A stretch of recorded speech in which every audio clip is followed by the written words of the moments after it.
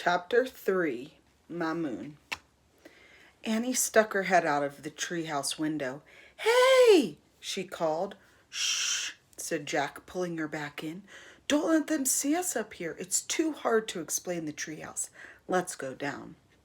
"Good point," said Annie. She handed Merlin's letter to Jack and started down the rope ladder. Jack grabbed his shoulder bag. He put the letter inside, then added their research book and rhyme book. He slung the leather bag across his chest and climbed down. When he stepped onto the ground, Jack twisted the rope ladder behind the tree trunk so it wouldn't be noticed. "Okay," he said to Annie. "Hey!" Annie called again, waving. She and Jack stepped out into the open. The camel riders headed toward the palm tree. The man in the lead made his camel kneel. As he climbed off, Jack and Annie ran over to him.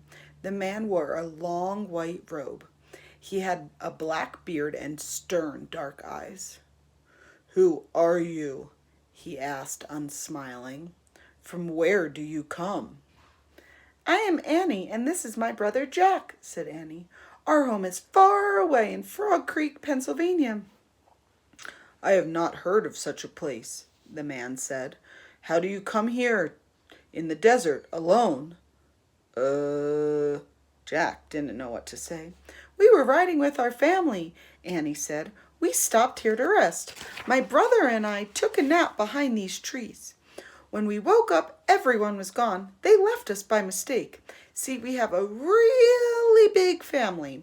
There are many brothers and sisters." "Annie," said Jack. She was saying too much, he thought. The man looked concerned.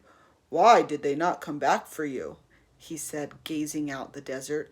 "I hope they have not been attacked by bandits."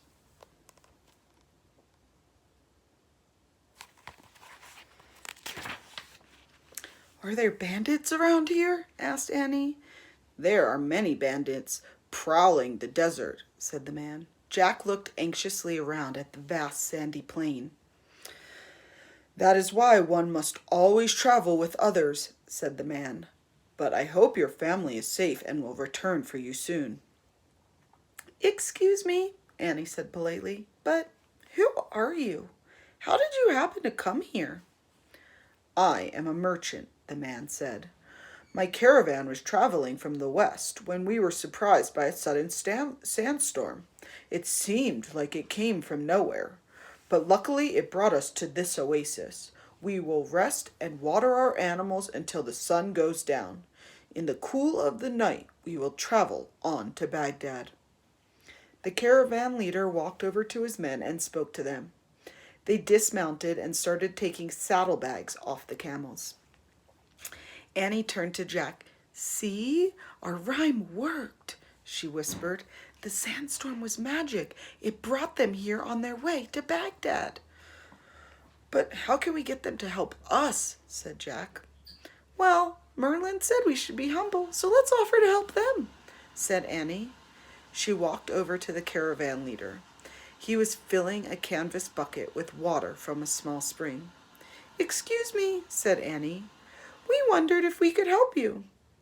The man gave her a quick smile. "Thank you. Yes," he said. "If you could gather dates, it would be most appreciated. My men are very hungry." He handed Annie 2 large baskets. "No problem," said Annie. "We'll gather dates." Annie carried the baskets to Jack. "Do you know what a date is?" she whispered. "We're supposed to go gather some." "I'll look it up." With his back to the camel riders, he pulled on out their research book out of his bags, and he looked up dates. Dates are known as the fruit of the desert. They hang in bunches from date palms. People gather dates by shaking the trunk of the tree. Not only are dates an important food, but the wood and leaves of the date palm are used to make... "Okay, I got it," interrupted Annie, putting the baskets down. "Let's start shaking the trees." Jack put the book away and looked around. For the first time, he noticed bunches of brown fruit hanging from the trees. He grabbed hold of the nearest tree trunk. Annie grabbed the trunk from the other side. Together they shook the trees until dates began falling to the ground. In the desert heat, Jack and Annie went from tree to tree, shaking each one and gathering the dates that fell to the ground. By the time they had filled their baskets, the trees were casting long shadows over the oasis. Tired and sweaty, Jack and Annie carried their heavy baskets back to the caravan leader. He was boiling water over a fire of twigs. "Ah, very good," he said. "Thank you, Jack and Annie." "You're welcome," said Annie. "What else can we do for you?" "You should rest from the heat now," said the man. "Would you like to sit and have tea with us?" "Sure," said Annie. "By the way, what's your name?" "My name is very long," said the man with a smile. "You may call me Mamoon." While their camels grazed, Mamoon and his man sat on a woolen rug spread over the grass. They shared dates and tea with Jack and Annie.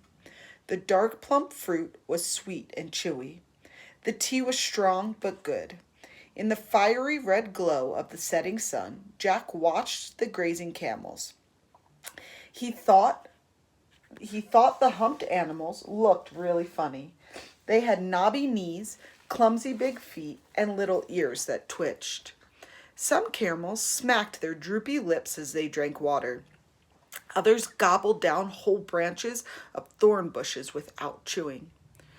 "Don't the thorns hurt the camels' throats?" Jack asked Mamoon. "No," said the caravan leader. "Their mouths are very tough. They can eat anything, sticks, bones, even our tents and saddlebags if we let them," a young camel rider said. Jack and Annie laughed. "What's in your saddlebags?" Annie asked. "Our bags are filled with goods from Greece, Turkey, and Syria," said Mamoon. "We have many things, jewels, beads, and precious spices, such as cinnamon, pepper, and vanilla.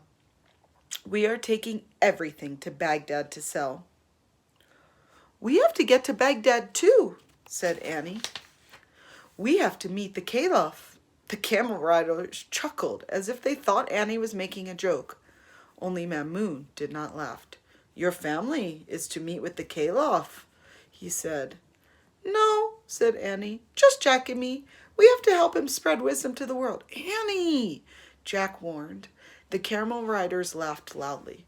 "What's so funny?" Annie asked. "The Caliph does not meet with children," said a young man. "He is the most important person in the world." "Oh," said Annie, frowning. The news worried Jack too. Mamoon looked at Annie and Jack with a curious expression. "Night will soon be upon us. Since your family has not yet returned, would you like to travel to Baghdad with us?"